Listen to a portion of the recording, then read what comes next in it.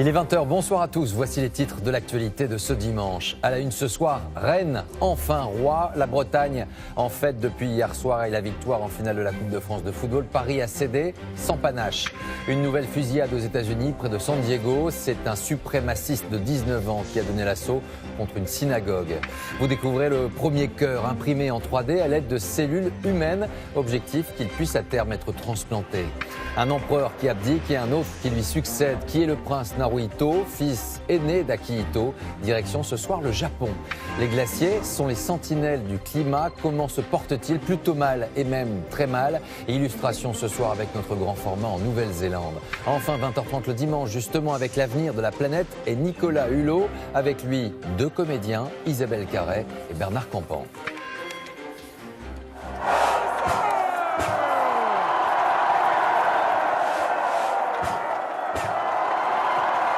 Supporters pour les joueurs qui ne sont pas des parrainés. Bonsoir à tous. La Coupe de France est donc arrivée à Rennes, accueillie par des milliers de supporters qui, depuis hier soir et un pénalty parisien parti dans les airs, célèbrent un titre attendu depuis 48 ans. Une joie d'autant plus intense que le scénario a été pour eux assez magique. Chronique d'une conquête bretonne et d'une désillusion parisienne. Grégory Naboulet, Gabriel Camia. Cette coupe, c'est leur rêve éveillé. Alors les Rennais sont venus la toucher comme pour s'assurer qu'ils rêvaient bien. Réalité. 30 000 supporters en parfaite harmonie avec les joueurs. C'est un dimanche pluvieux, mais il y a du soleil plein les yeux. Je l'ai même touché avec le petit. On les a appelés, ils sont venus vers nous. Génial. Qu'est-ce que ça vous fait alors? Ouais, ça fait un bonheur immense. Ils ont mouillé le maillot, c'est quoi qu'on puisse dire. Ils nous ont ramené la coupe. Ils nous ont rendus fiers. C'est extraordinaire, des émotions. On a pleuré, moi et mon fils. Extraordinaire. Tout vient à point, à qui sait attendre. Minuit hier soir, après 48 longues années sans le moindre trophée, Rennes brise enfin la malédiction. Et qui plus est, face au pentagruélique PSG. Ça fait 3 fois bien, je suis venue, j'avais 6 ans la première fois. Et là aujourd'hui, c'est juste magique parce qu'on gagne. C'est exceptionnel contre le PSG. Un dénouement au tir au but. Après 3 finales perdues en 10 ans, les Bretons sont enfin dans le camp des gagnants. Cette nuit à Rennes, dormir paraissait bien futile. La joie se propageait partout en ville. Comme disait Thierry Roland, une fois qu'on a vu ça, on peut mourir tranquille. Tôt ce matin, sur le chemin du retour, des supporters rennais partagent le même train que quelques joueurs. La Coupe de France, elle, s'est baladée dans Rennes toute la journée. Aux dernières nouvelles, elle était brandie au balcon de la mairie. Ce trophée, il est pour vous. Voilà, merci beaucoup. La fête se termine. Le bonheur, lui, va durer un bon bout de temps. Voilà pour la fête à Rennes. Dans l'actualité de ce dimanche, une nouvelle fusillade sur le sol des États-Unis. Cette fois, c'est une synagogue de San Diego qui a été visée en pleine Pâques juive. En direct avec nous, on va retrouver Loïc de la Mornay. Loïc, le tireur n'a que 19 ans et son idéologie fait écho à ces suprémacistes blancs qui sont de plus en plus nombreux à passer à l'action. Oui Laurent, d'autant que cette nouvelle fusillade à San Diego intervient 6 mois, jour pour jour, après la pire tuerie antisémite commise sur le sol américain. C'était le 27 octobre dernier dans la synagogue de Pittsburgh, en Pennsylvanie. Alors évidemment, cette nouvelle fusillade relance le débat politique sur le racisme, le suprémacisme blanc, à maintenant 1 an et demi de la prochaine élection présidentielle américaine. Regardez notre reportage avec Ariel Monange. Des veillées dans toute la ville, autour de la synagogue endeuillée, mais aussi dans les églises de San Diego. Apportons ce signe d'espoir à nos voisins. Hier soir, chrétiens et musulmans sont venus apporter leur soutien à la communauté juive, frappée par un deuxième attentat en 6 mois sur le sol américain. Je veux dire à toutes les familles juives du monde, mais aussi à tous ceux qui n'aiment pas les juifs, cette tragédie ne nous brisera pas. Hier, le tireur ouvre le feu avec un fusil semi-automatique dans la synagogue de Poway. 3 personnes sont gravement blessées, dont une enfant et le rabbin, Mais cette femme s'interpose entre lui et le tireur. C'est elle, Lori Kai, qui prend les coups mortels et décédera à l'hôpital. L'assaillant est arrêté. C'est un étudiant de 19 ans. Les policiers retrouveront sur Internet ses pamphlets racistes. Il disait vouloir s'inspirer du massacre de la mosquée de Christchurch en Nouvelle-Zélande et voulait filmer sa tuerie en direct sur les réseaux sociaux. Ce drame intervient alors que le racisme et le suprémacisme blanc sont entrés dans la campagne politique. Dans sa déclaration de candidature à la présidentielle 2020, il y a 4 jours, l'ancien vice-président Joe Biden a d'emblée attaqué Donald Trump, qui n'avait pas condamné les manifestations racistes et antisémites de Charlottesville en 2017. Une militante antiraciste avait été tuée. Donald Trump a dit qu'il y avait des gens très bien dans les deux camps. Des gens très bien ? Avec ces mots, le président des États-Unis donne la même valeur morale à ceux qui attisent la haine et ceux qui ont le courage de se lever pour la combattre. Hier, Donald Trump a condamné l'attaque de la synagogue. Il a répliqué que ses propos sur Charlottesville avaient été sortis de leur contexte. Dans l'actualité également, une nouvelle marche à Nantes contre la violence, marche citoyenne après une série de fusillades justement qui ont fait 6 blessés ces derniers jours dans la métropole de Loire-Atlantique. Dans la nuit de lundi à mardi, un jeune homme de 24 ans avait été abattu dans un bar. Un signalement a été transmis au parquet de Metz pour propos racistes échangés entre étudiants sur une messagerie. Une commission d'enquête interne de l'Université de Lorraine commencera son travail dès le début de la semaine prochaine en auditionnant notamment plusieurs étudiants. Les faits avec Diane Schlinger. Des messages racistes, des émoticônes de singes en dessous de photos d'élèves ou de professeurs noirs de la classe. Ces étudiants en sociologie à Metz sont parmi les victimes de ces conversations dégradantes. On nous traite de singes, de bonobos, qu'on nous insulte comme ça, c'est de nous faire honte limite, genre t'as peur de te lever, de parler pour ne pas qu'on se moque de ton accent, t'as peur de t'asseoir auprès d'eux pour ne pas qu'on t'asperge de parfum parce que tu pues, mais c'est inadmissible. À l'origine de ces messages, des étudiants de la même promo qui ont créé il y a quelques mois un groupe privé sur Facebook et multiplient les insultes à caractère raciste sur les réseaux sociaux mais aussi au quotidien. Il nous montrait carrément qu'il ne veut pas s'asseoir avec nous quand on a des groupes d'exposés, des trucs, il ne veut pas se mêler avec nous. C'est pas humain quoi, qu'on nous traite de change. C'est normal qu'on ne soit pas bien quoi. Et il y a d'autres personnes qui vivent ça, qui vivent pire que ça. Oui, c'est pas bien, je me sens mal. Dans un communiqué, l'Université de Lorraine a immédiatement réagi en condamnant ces échanges ignobles, a signalé les faits au procureur et a annoncé la création d'une commission interne pour enquêter. Les étudiants visés comptent, eux, porter plainte. À quelques semaines des élections européennes, l'Espagne renouvelait de manière anticipée son Parlement aujourd'hui. Et qui en sort vainqueur? Bonsoir Stéphanie Pérez, vous êtes ce soir à Madrid. Le socialiste Pedro Sánchez, actuel chef du gouvernement, eh bien, il jouait gros, il jouait son avenir aujourd'hui. Oui, il jouait très gros et les médias espagnols viennent de communiquer à l'instant de premières estimations. Il ne s'agit pas de sondage de sortie des urnes, il s'agit d'enquêtes réalisées jusqu'à hier et le Parti socialiste, comme prévu, semble arriver en tête. Pas de majorité absolue pour le parti de Pedro Sánchez, même avec une alliance avec l'extrême gauche. Pour l'instant, pas de majorité absolue. Il va falloir chercher des alliances avec les partis séparatistes. Pas de majorité non plus côté droit. Quant au parti ultranationaliste Vox, vers qui tous les regards sont tournés, eh bien, il semble confirmer un résultat autour de 10-12% des voix, une quarantaine de sièges au Parlement. Ce serait une première historique depuis la fin du franquisme en 1975. Mais tous ces résultats doivent être affinés, confirmés au cours de la soirée. On en saura plus vers 22-23 heures. Stéphanie Pérez en direct de Madrid. Merci Stéphanie. C'est l'un des débats justement des futures élections européennes. L'Union fait-elle la force sur le plan diplomatique? L'Union européenne est-elle source d'abandon de souveraineté? Avant de décrypter cette question, comme chaque week-end, d'abord votre avis, notre rendez-vous, Parole de Français.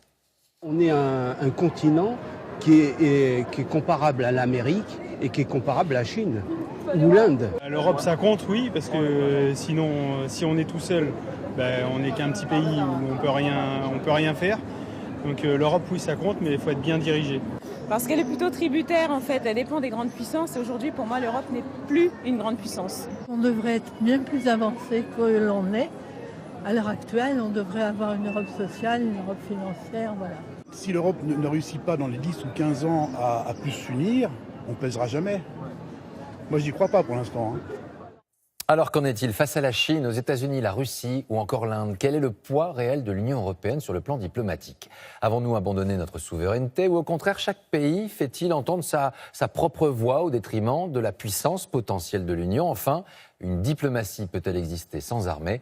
C'est le débat de ce soir. Valérie Lerouge, Jacques Dubose. Des chefs d'État et de gouvernement européens, tout sourire et à l'unisson, pour la photo au moins. Mais quand il s'agit de s'accorder sur une intervention en Libye en 2011 ou de dénoncer l'assassinat d'un journaliste saoudien par le régime de Riyad, les voix divergent au sein de l'Union. Dernier exemple en date, le Venezuela. Une crise politique majeure, des émeutes, des dizaines de morts et un drame humanitaire. Mais l'Europe est bien incapable de parler d'une seule voix et de choisir entre le président sortant, Nicolás Maduro, qui s'accroche au pouvoir malgré des soupçons de fraude électorale, et le chef du Parlement, Juan Guaidó, qui s'autoproclame président par intérim. Les États-Unis ont réagi les premiers en soutenant le jeune opposant. La Russie, elle, soutient à tout prix le président socialiste et l'Union européenne. Sa position se fait attendre et pour cause, les 28 ne sont pas sur la même longueur d'onde.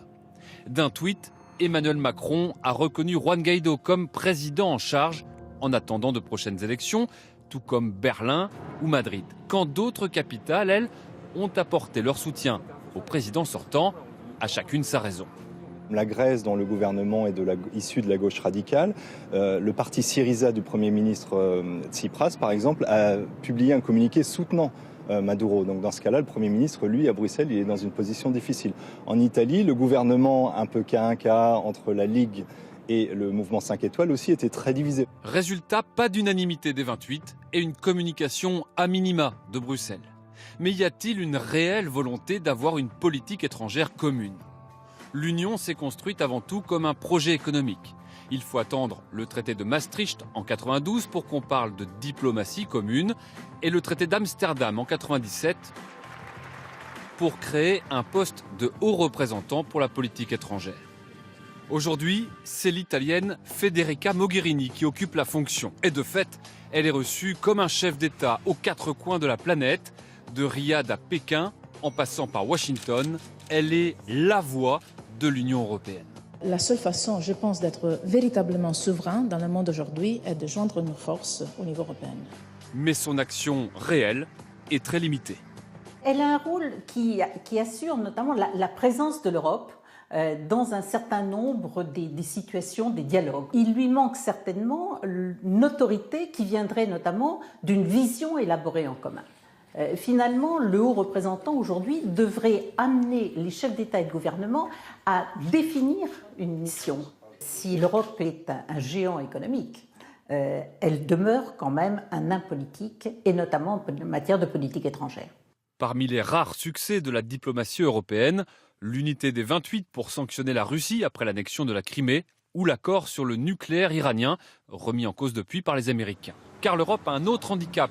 Pour s'imposer sur la scène internationale, elle n'a pas de force militaire. Il y a trois dimensions de puissance, économique, politique et militaire. Et s'il y en a une qui manque, on ne sait pas être une puissance, c'est clair.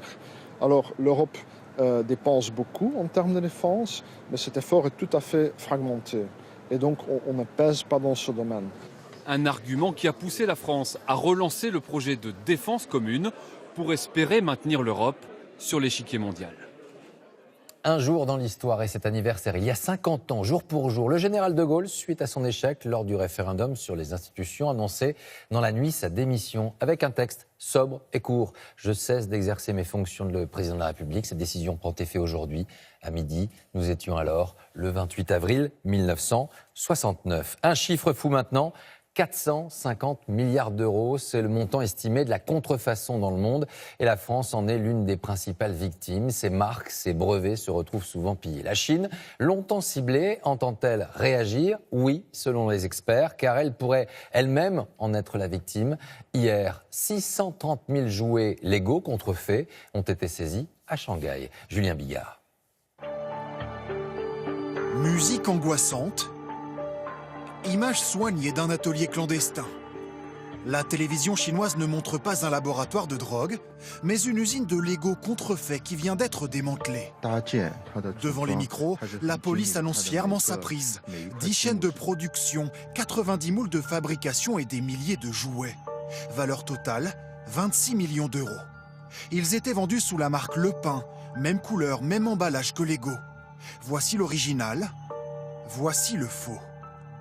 Une belle prise qui permet à la Chine d'envoyer un message en pleine discussion commerciale avec les États-Unis. Il y a une négociation serrée qui est en train de se dérouler et bien sûr, les Chinois vont montrer qu'ils sont sérieux lorsqu'ils parlent de lutte contre les contrefaçons et de défense de la propriété intellectuelle. Mais ce coup de filet est une goutte d'eau dans un océan de contrefaçons. Aujourd'hui, plus de 73% des copies illégales que l'on trouve en Europe proviennent de Chine. Et les produits sont de plus en plus sophistiqués, comme ces maillots de l'équipe de France, ou de plus en plus diversifiés, des faux médicaments extrêmement dangereux, ou des calissons d'Aix-en-Provence chinois. Car les denrées alimentaires sont les plus copiées, 24% des contrefaçons devant les jouets, les cigarettes et les vêtements. Pour combattre les contrefaçons, les marques cherchent la parade. L'une des solutions, une étiquette avec un code informatique impossible à copier. Elle garantit l'origine du produit, comme ce lait en poudre, grâce à une application sur téléphone. On prend simplement une photo du certificat, hop, et là, poum, en quelques secondes, il nous dit, voilà, ce produit est reconnu, on ne va pas empoisonner son bébé en lui filant ce lait-là, quoi.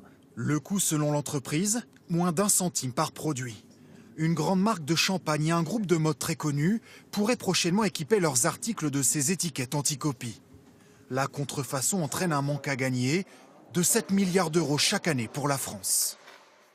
Nous avons déjà évoqué les capacités des nouvelles imprimantes 3D. Ce soir, question autour de cet incroyable travail de scientifiques israéliens qui ont regardé pour la première fois entièrement imprimer ce micro-cœur à partir de cellules humaines, un cœur biocompatible qui pourrait être une incroyable révolution à terme. On voit tout cela avec Claire Colnet.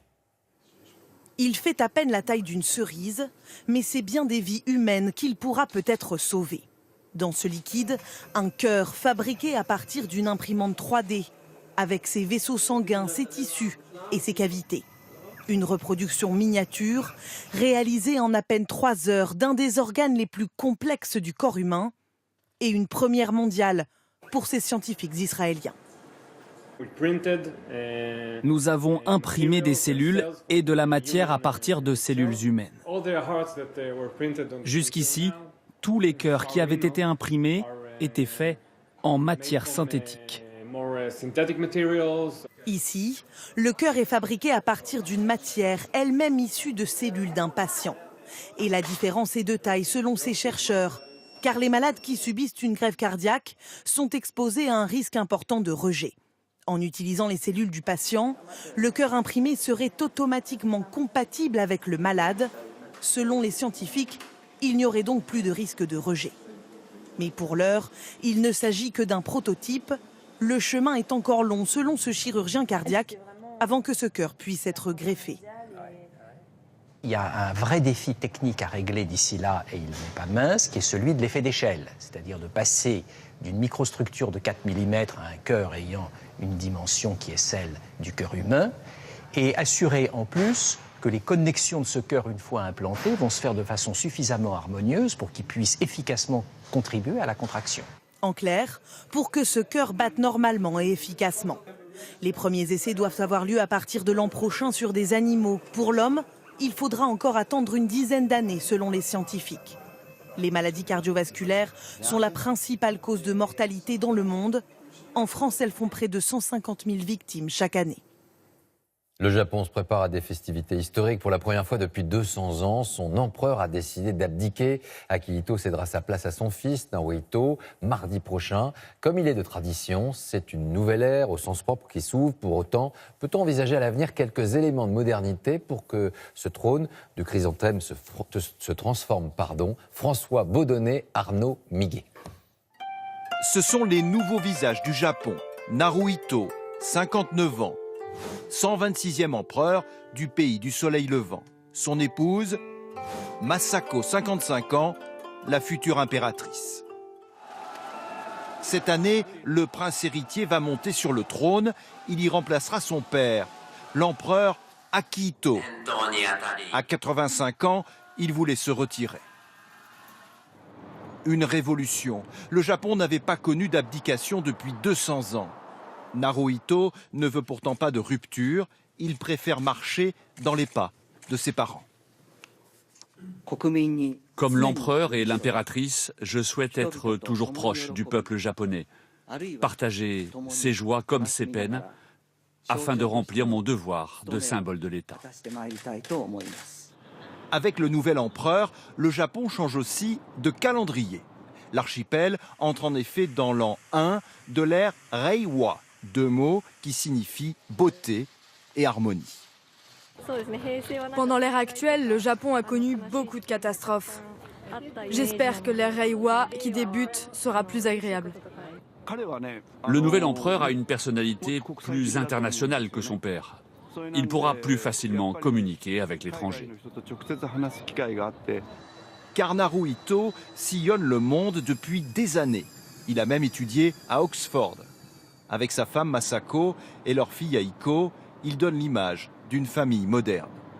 Mais le nouvel empereur devra d'abord se conformer aux règles de la plus vieille dynastie du monde. La vie de la cour est tellement ritualisée, la vie de la cour est tellement pleine d'obligations que quelqu'un qui a été élevé toute sa vie à la cour comme le nouvel empereur ne peut pas avoir développé une très forte personnalité. Et quand même il en aurait une, il ne pourrait pas l'exprimer. Une pression du protocole que son épouse Masako ne supporte pas. Elle, diplomate de formation, cultivée, polyglotte, qui a tout abandonné pour son mari, suivrait un traitement médical. Elle avoue avoir peur de devenir impératrice. On revient en France avec une toute autre forme de tradition tricolore, celle de la Grande Foire de Paris, 115e édition, palais des mille et une inventions en tout genre. La mission de notre journaliste ce dimanche, tester quelques nouveautés. Avec succès ou pas, on voit cela, Julien Duponchel avec Francis Simoès. La Foire de Paris, ce sont des centaines et des centaines d'innovations dans tous les domaines. Je vous propose tout de suite de voir à quoi ça ressemble. Cette année, l'innovation est sportive sans aucun effort, ou presque. Avec cette plaque censée stimuler les muscles en profondeur. Vous avez senti là, l'appareil vient d'augmenter. Donc là, on commence à travailler musculairement. Les bras devant et vous descendez en squat. Là, ça vient d'augmenter, donc un bon squat. Moi, ici, je vous refais un corps. Je vous dessine un corps. Et un appareil comme ça vaut combien du coup? C'est 1 650 € avec 3 ans de garantie. Et pour 1 650 €, vous pourriez l'acheter? Je pense que je sais pas, faudrait que je réfléchisse parce que c'est quand même un investissement, mais... La nouveauté, également dans le jardin, avec ce trampoline connecté. Les bons sont enregistrés directement sur une tablette. Bah du coup on essaye? Allez, c'est parti. Donc là, ça va être un jeu avec une taupe. Il va falloir que tu te déplaces sur le trampoline pour aller sauter sur la taupe. Voilà. Voilà. Et donc là, en même temps, ça s'explose sur l'écran, c'est ça? Absolument. Donc l'objectif, c'est un rebond, une taupe. Et un produit comme ça vaut combien? 1 700 € ce trampoline-là. Avec l'écran? Alors non, l'écran, c'est une option du trampoline et ça, c'est à 449 €. Après l'effort, il faut s'économiser. On connaissait la trottinette électrique. Désormais, c'est le skateboard qui est électrique. En gros, on a les moteurs qui sont totalement intégrés dans les roues. On voit les câbles, la partie électronique, le circuit de contrôle et la batterie qui est là. Tu te penches légèrement en avant comme ça, et tu pousses pour accélérer. Donc là? Voilà, c'est ça. Et moi, tu vois, je pousse tout doucement pour te faire accélérer. D'accord. Et tu diriges comme un skateboard. Ok, et ça avance tout seul, il n'y a rien à faire. Voilà, c'est ça. 20 km d'autonomie pour 690 €. Certains sont séduits. Et vous en pensez quoi? C'est intéressant, innovant en plus, et silencieux. Des innovations à découvrir jusqu'au 8 mai prochain à Paris. Ticket d'entrée, 15 €. Avant de recevoir dans un instant Nicolas Hulot, on ouvre notre page écologie avec ce rapport de l'ONU qui alerte une nouvelle fois la planète face à une urgence. 1 million d'espèces pourraient être menacées d'extinction dans les prochaines décennies. Parmi elles, les insectes, indispensables à notre écosystème. Carole Guyon, Denis Bassompierre. Imaginez des fleurs sans papillons, des ruisseaux sans libellules, des jardins sans coccinelles. Selon les scientifiques, un monde sans insectes pourrait devenir réalité d'ici à la fin du siècle. Ils observent un déclin mondial sans précédent. 40% des espèces sont concernées, avec des conséquences déjà visibles. François Lasserre est entomologiste. Ce jour-là, dans la vallée de Chevreuse, il encadre un groupe pour partager sa connaissance des insectes. Ça, c'est bien des bêtes qu'on voit de moins en moins, surtout celle-là. Le déclin des insectes, il en est témoin au quotidien. En cause, il y a bien sûr les pesticides, mais aussi l'urbanisation qui détruit leur habitat naturel. On voit de moins en moins parce qu'on laisse de moins en moins des endroits un peu tranquilles comme cela. Il y a des fleurs sauvages, on laisse le temps aux plantes de pousser, aux chenilles de devenir des papillons. Souvent méconnu, l'insecte est perçu comme un ennemi. Quand on les connaît, en fait, on évite après effectivement de leur faire du mal. On va peut-être être plus amené à les prendre et à les rejeter en dehors de la maison. Car ils sont essentiels au sein de la chaîne alimentaire. Et leur déclin entraîne déjà celui de nombreuses autres espèces. Comme le hérisson par exemple, qui se nourrit exclusivement d'insectes. Il y a énormément d'espèces qui sont insectivores dans tout le règne animal. Par exemple, il y a beaucoup d'oiseaux qui mangent soit des insectes, alors les larves des insectes, des petits vers d'insectes. Faute de nourriture, 30% des oiseaux des campagnes françaises ont disparu ces 15 dernières années. Les insectes jouent aussi un rôle déterminant sur notre alimentation par le processus de pollinisation. Chaque légume que vous consommez, c'est des insectes qui sont passés sur la fleur. Et quand je vous parle de fleurs et de légumes, je vous parle aussi d'aubergines, de courgettes, de concombres. On se dit, s'il n'y a pas ce service de pollinisation, on risquerait d'avoir une nourriture moins riche. Pour enrayer ce déclin massif, les scientifiques préconisent d'interdire la plupart des pesticides et de limiter l'urbanisation. Partons ce soir pour un pays où, contrairement aux idées reçues, la nature est loin d'être préservée. La Nouvelle-Zélande, où 4000 espèces sont déjà menacées. C'est toute la faune, mais aussi la flore qui se retrouve touchée. Autre cri d'alarme, avec cette sentinelle du climat que représentent les glaciers. Ces réservoirs fondent à vue d'œil. Avec quelles conséquences? C'est le grand format de ce soir. Hakim Abdelkalek et Mathieu Niven-Gloski. Ce sont souvent les sentinelles du climat. Les lignes de front du réchauffement de notre Terre. Les glaciers néo-zélandais.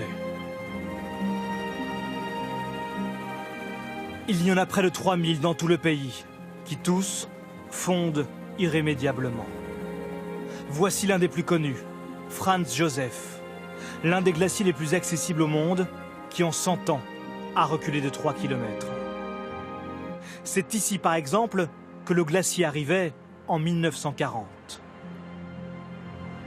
Et c'est au pied de ce panneau, exactement, que le glacier s'arrêtait en 2009. Aurélien, un Français, et sa compagne néo-zélandaise n'en reviennent toujours pas. Pour la première fois depuis 20 ans, Emma revient ici. Et il ne reste pas grand-chose de ses souvenirs de petite fille. Quand je suis venue ici, j'avais 10-11 ans, je pense. Et c'était plutôt par là, plus impressionnant. Le glacier arrivait jusque là-bas. Oui, jusque là-bas. En seulement 10 ans, le glacier a reculé de 800 mètres de plus. Et voici à quoi ressemble en accéléré la fonte. Le glacier a été filmé pendant 1 an, entre 2014 et 2015. On y voit très clairement la masse blanche s'effondrer progressivement. Pendant près d'1 siècle, les touristes pouvaient grimper à pied sur cette langue glaciaire. Mais la glace est aujourd'hui tellement fondante et instable que c'est désormais impossible. La seule manière désormais de venir sur Franz Josef Glacier, c'est en hélicoptère. Il est désormais beaucoup trop risqué de marcher sur ce glacier. Et ce qui se passe ici n'a rien d'une exception. En 50 ans, plus de 30% des glaciers néo-zélandais ont totalement disparu. Avec quelles conséquences possibles? À plusieurs centaines de kilomètres de là, Pascal Sirguet, un chercheur en glaciologie. Depuis 10 ans, ce scientifique français sillonne avec ses doctorants les glaciers de Nouvelle-Zélande. Aujourd'hui, le glacier Rob Roy. Donc on place le récepteur. Avec une série de points GPS, il va recréer la physionomie exacte du glacier. À ce moment précis, on a 21 satellites qu'on arrive à voir au-dessus de nous, qui nous donnent un signal pour ce capteur Et avec ces différentes coordonnées satellites, il reconstitue en 3 dimensions le glacier, pour savoir au mètre près ce qui reste comme quantité de neige et de glace, et en déduire les réserves d'eau disponibles. Car ces glaciers sont en réalité des réservoirs d'eau douce pour les rivières et les lacs de toute la Nouvelle-Zélande. Une eau qui permet d'irriguer toute l'agriculture. Sans ces réservoirs, c'est tout l'équilibre hydrologique du pays qui est menacé. La disparition de certains des glaciers ou une grande quantité des glaciers alpins peut amener à des étés ou des périodes sèches plus précoces qui peuvent compromettre un certain nombre d'activités, notamment d'agriculture, voire même de tourisme. Et avec la fonte mondiale des glaciers, la Nouvelle-Zélande est aussi menacée par la montée des eaux. Dans le pays, un lieu suscite toutes les inquiétudes, Auckland. La plus grande ville du pays, située en bord de mer. La télévision néo-zélandaise a diffusé cette simulation. Si l'eau monte de 3 mètres d'ici la fin du siècle, comme le prévoit le pire des scénarios, des quartiers entiers seront sous l'eau, dont une bonne partie du centre-ville. Alors justement, la transition écologique, l'avenir de la planète ont-ils toute leur place aujourd'hui? Priorité politique ou pas? Emmanuel Macron a parlé, son ancien ministre Nicolas Hulot lui répond ce soir en direct, c'est l'heure de 20h30 le dimanche.